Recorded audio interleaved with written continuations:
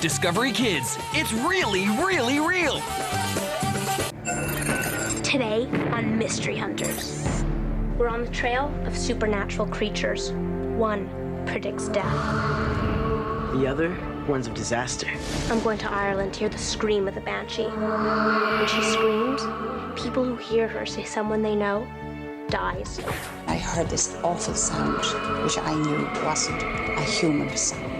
And next morning, somebody was dead.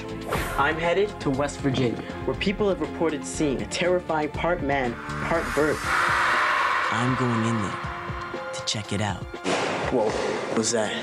And we've all seen TV psychics predict the future. Don't worry about the vase. But how did you know? Doubting Dave shows how you too can pretend to be psychic by reading people's minds. This is Mystery Hunters.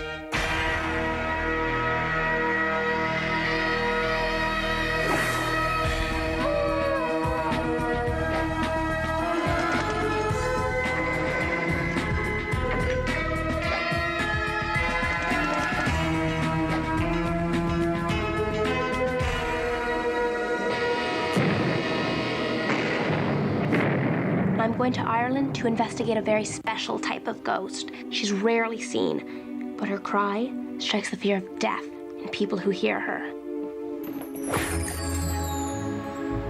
They call this ghost the Banshee. Each time someone hears her cry, somebody they know dies.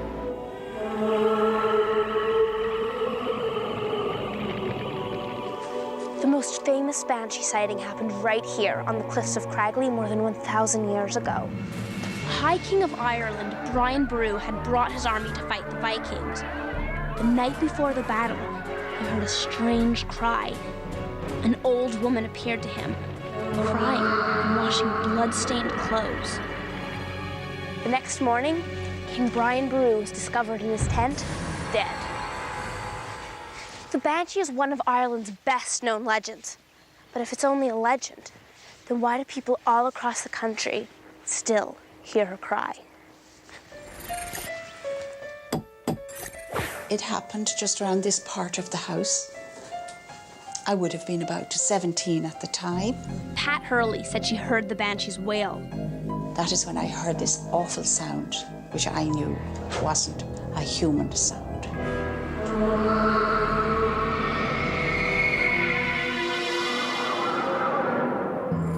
More than 100 people in this little town say they saw a strange creature. All of the sightings happened during 1 year, right here in Point Pleasant, West Virginia. Did it crawl out of the polluted muck near the chemical plant?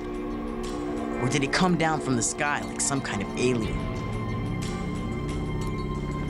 It was seen for the first time on Tuesday, November 15th, 1966.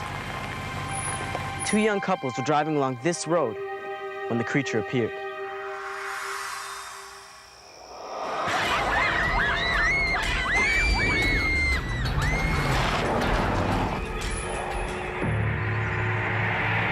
Later, they described the creature to the police as a half-man, half-bird with big red eyes.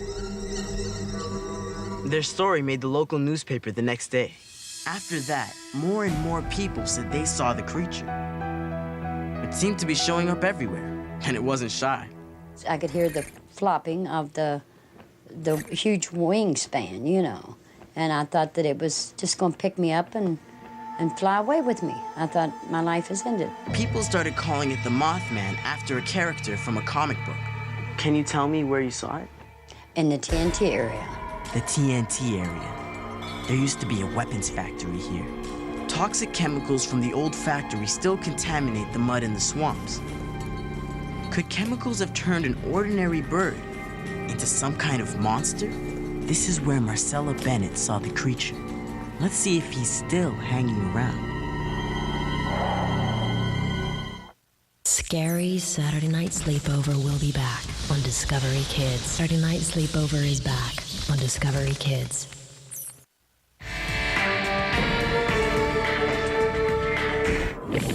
I'm investigating the Banshee, an Irish ghost that seems to show up when someone's about to die. So can you tell me what happened? It was about 11 o'clock one night. I was actually babysitting and I heard a strange crying sound coming from outside, like a child crying, very sad, lonely cry. I went to the back door, I opened it, I looked around, I couldn't see anything. So immediately I thought of the Banshee. And the next day, our neighbour had died. This tape might have the answer I'm looking for. Could this be the sound that Pat and Paula heard? Have I found proof that the Banshee exists?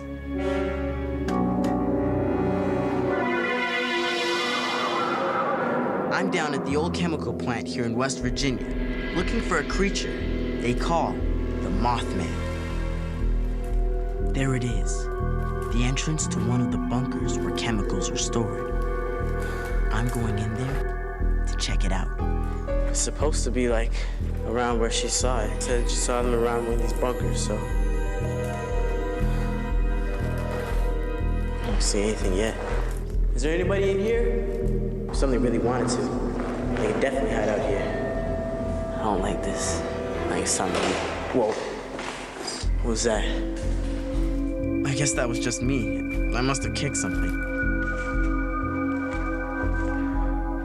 Well, if this is the Mothman's home, then he might have been affected by the chemicals that were stored here. Is that what turned an ordinary bird into a mutant monster? Kathleen Pattenode is an expert on what these chemicals can do to animals. is it possible that pollution could create a mutant animal? Oh, sure. This is a picture of some bird embryos that were exposed in the egg, and you can see that the one on this side, the legs aren't normal, they're half the size that they should be, and it doesn't have any eye, and that's a result of being exposed to selenium. But I'm looking for a bird the size of a man. Could the pollution here cause something like that? There's not any evidence that chemicals cause things that are part man and part bird, or man that would have wings. Okay, maybe it isn't a mutation, but how do you explain what so many people saw? People like Faye Bowen. Yes, I was about 12. We decided we were gonna come out here and just see what was going on, whether it was a hoax or somebody in a Halloween costume. There it was, running right alongside of my car. We got out of there because we never seen nothing like that in our life. So can you tell me a little bit more about what it looked like? It was white with sand in it, sandy color.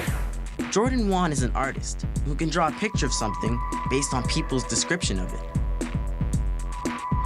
And it was gray in color, and but it was feathers instead of skin. And it did have the claw feet, like a dinosaur Rex or something. Yeah, claws, T-Rex claws. I think what you're after looks a lot like this. Is this what people saw in Point Pleasant? And was there a reason it appeared in the town that year? Some people think the Mothman may have come to town to warn people about a terrible accident that was about to happen.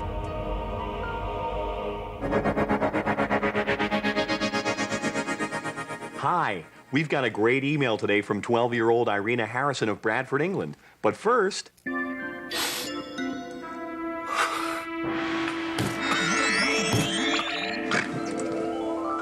Whoa. Strange dream.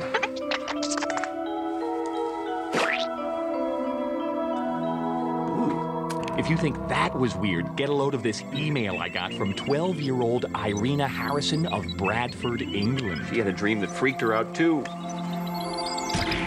Dear Doubting Dave, a few weeks ago I was sleeping, and I had a dream about school. In the dream, I was in class, and I got my math test back, and I saw my score on the test. Teacher's pet. Teacher's pet. I'm gonna marry a calculator. The next morning, I woke up and did my normal stuff before going to school. But then, when I got there, I was sitting in class, and everything was just like it was in my dream.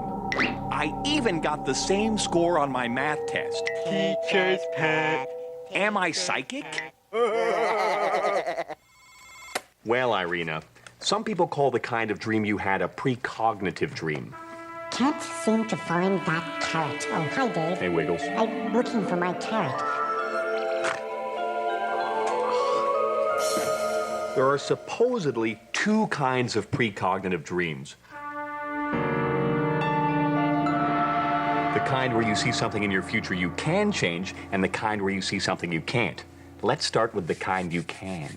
Suppose you dream about a boat ride you're planning on taking, and in your dream, the boat sinks. So you wake up that morning and you decide not to get on the boat. You go down to the docks, you watch it cast off, and lo and behold, it sinks. The question is, was this dream precognitive or just a coincidence? And the answer is, there's no way to know. That's right, Dave. In fact, nobody has ever proven they've had a precognitive dream. There are stories about people who wouldn't get on a boat or a plane because they had a dream the night before about a crash, then the boat or plane actually crashes. But that doesn't prove anything, because way more often, people have dreams about accidents and disasters, and they never happen. Of course, your dream was about a test you had already taken, which you couldn't change. Let's look at it from a scientific point of view. You go to school every day, so you dreamt about school. You knew you were going to get the results of your math test back, so you dreamt about that. Nothing psychic there. You did see the score on your math test in the dream, and it did match the score on your test in the real world, so that's something, but even that could easily have been a coincidence. There just aren't that many scores to choose from. So, Irina, I don't think there's any real proof that your dream was psychic, but I do think it's a cool coincidence. You want to see something else that's cool? I floss my brain.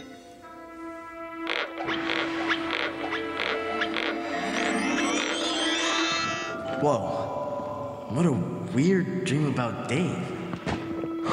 Man, I gotta lay off the spicy food before bed. Scary Saturday Night Sleepover will be. Scary Saturday Night Sleepover is back on Discovery Kids.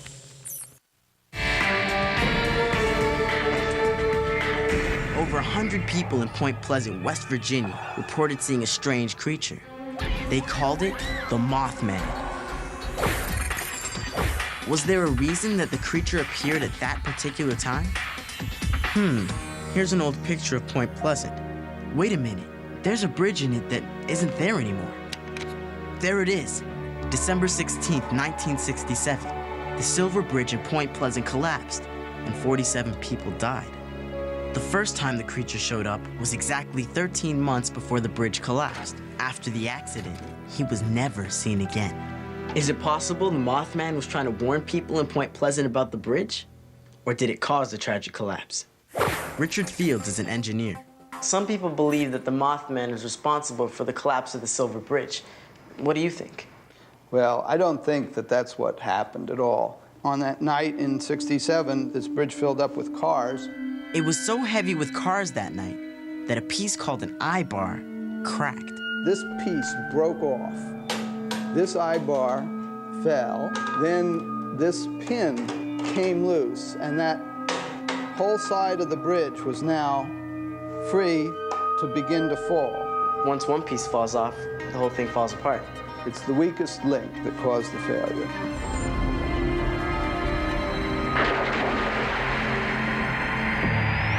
This is the exact location where the Silver Bridge once stood, and where 47 people died. It seems that science can explain why it collapsed, but no one knows for sure what it was that people saw that year, or why it came to town. Is the Mothman real? I can't say. One thing that is real, a lot of people say they saw him. The whole thing made such an impression on the people here that they put up a Mothman statue. One thing's for sure, the people of Point Pleasant will not soon forget the Mothman, or the lives that were lost in the Silver Bridge disaster.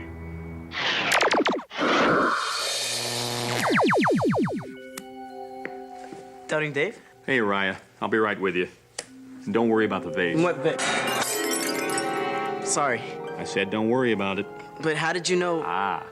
What's really gonna bake your noodle is, would you still have broken it if I hadn't said anything? All right. You're here to ask me how you can fool people into thinking you're psychic, even though you're not. That's right. I also see you have some conflicts with your family to deal with. Yeah, my little cousin keeps borrowing my video games without asking me. And what's going on with your financial situation? It seems to be fluctuating. Yeah, I lost my wallet this morning. Some money, your bus pass? Yes? And something special to you. Yeah, I had a picture of my first cat, Twizzle. He died when I was 5. But how did you know about him and my money and my cousin? I didn't. You told me about your wallet. You told me about your cousin. You told me about your picture of your first cat, Twizzle. All I did was ask you a bunch of vague questions, and you filled in the rest. Is that what fake psychics do? That's part of it. It's called fishing. Show me how to do it. That's what I'm here for. All right. You start by asking a general question about health or relationships or money, something everybody has an answer to. Then, when the person answers, you start reeling them in, asking them more questions based on their answers, using probability and statistics to help you look psychic, like, I feel like your financial situation is fluctuating, which pretty much describes everybody on Earth. And they say, oh my gosh, I lost my wallet this morning. And you say, oh, your money, your bus pass, and something special to you, because almost everybody has something special in their wallet. And they say, I lost my picture of my first cat, Twizzle. And then you keep asking them questions until they've told you a whole story. But at the end, they think you've told them their story. That's right. Sometimes they do most of the talking, and they actually remember you saying things they said themselves. But what if you make mistakes along the way? Ah. You just keep going until you get something else right. Are you telling me that people will only remember the things that you got right? You got it. Whoa, Nelly. So you're saying that people will only remember the things that are important to them, like what you got right, and forget the things you got wrong since that has no meaning to them. It's called selective memory. Thanks, Dan Dave.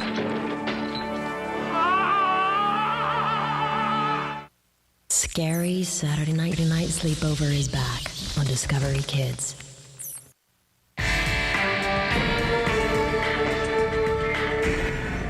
Could this be what the Banshee really sounds like?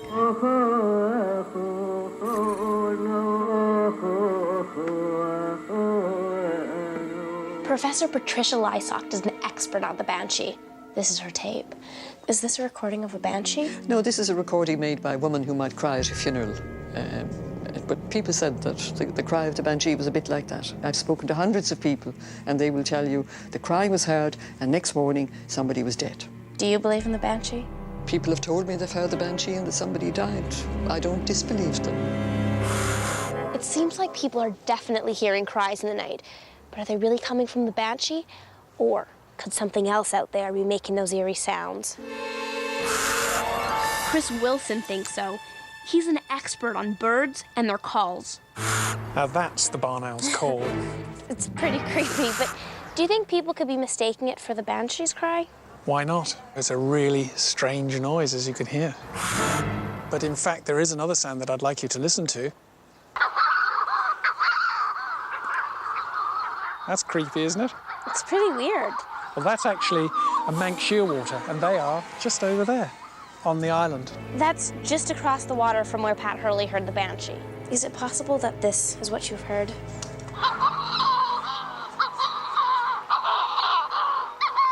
No. No, it was nothing like that. No animal could make this sound. No, definitely not. What I heard was like a child crying, very lonely, sad cry. Paula and Pat don't think what they heard was a bird call.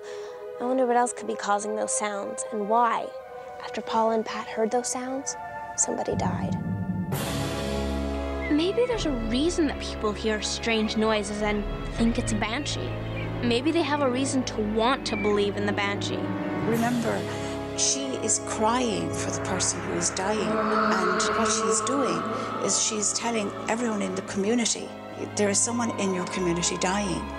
So rather than it being something scary, a scary type of experience, it's actually quite comforting. It's actually very comforting, and that's why I think people believe in it so long. I mean, there are still people today who believe in it, young people who believe in it. It's something that belongs to families, and it makes death perhaps a little bit more acceptable. So does the Banshee exist for real? Or only in people's imaginations? According to the legend of Brian Boru, the Banshee is supposed to visit every member of his family, even today. I managed to track down Connor O'Brien, a living relative of Brian Boru. Yes, I'm 32nd in direct descent from Brian Boru. He's my grandfather, 32 times removed. I've never heard the Banshee myself, and I don't know anyone, any O'Brien relative of mine, who has ever heard the Banshee. Do you believe in the Banshee legend of Brian Boru? I personally don't believe in the Banshee. I believe that Brian Boru certainly heard something before the Battle of Clontarf. When you were up in Craiglee, you might well have noticed the sounds of the wind through the trees, the sound of the wind through the stone. Yes. Sometimes can play tricks on the ears and make strange noises and interpret as maybe something the sound of the Banshee. So it's very possible that people are mistaking strange sounds in nature for the Banshee's cry. But one thing's for sure. For many of the Irish, hearing a wail in the night makes them nervous of what news they'll wake up to in the morning.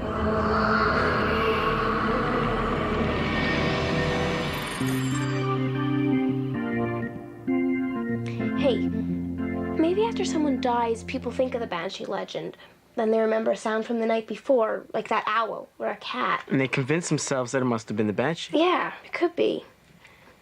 So maybe the Banshee and the Mothman are just myths, but they do remind me of a legend that's been going around the lab here for ages. Apparently, people hear a strange wailing sound that builds and builds and then someone makes tea. Remember, things aren't always what they seem.